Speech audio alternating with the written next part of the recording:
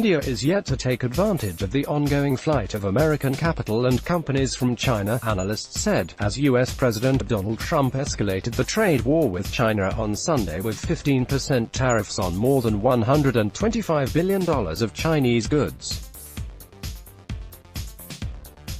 The Chinese have placed themselves in a bad situation, as some 13% of certain companies are going to be leaving China in the not-too-distant future, Trump suggested on Friday. I think it is going to be much higher because they cannot compete with the tariffs imposed on the Chinese goods, he said. American companies, which seem frustrated with the administration's trade war with China, are now scrambling to limit their exposure to China, in some cases shifting production to other countries such as Vietnam, to avoid tariffs that will soon reach as much as 30%, the New York Times reported. These companies are increasingly locating their operations in Vietnam, despite difficulties involved in shifting production activities from China because of established supply chains.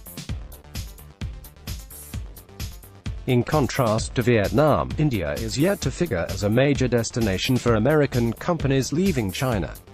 However, toymaker Hasbro and clothing retailers like Express and Abercrombie & Fitch have said they will shift the supply chains to emerging manufacturing hubs in Vietnam, India and elsewhere, the NYT report said.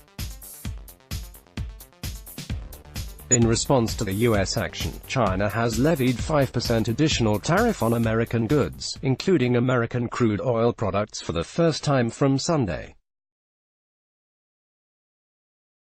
Beijing chose to include several politically sensitive items in its list of $75 billion American products, particularly farm products from the Midwest American states that are crucial for Trump's electoral prospects for his second term next year.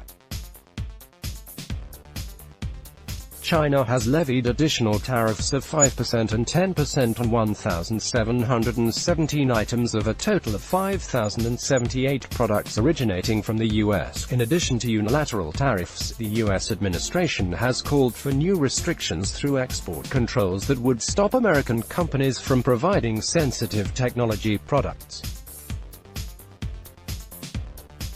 The U.S.-China trade war that began last year is now entering a period of rapid escalation as China has made it clear that it will not yield under pressure of Trump's threats and demands that call for major structural changes in China's industry and economy.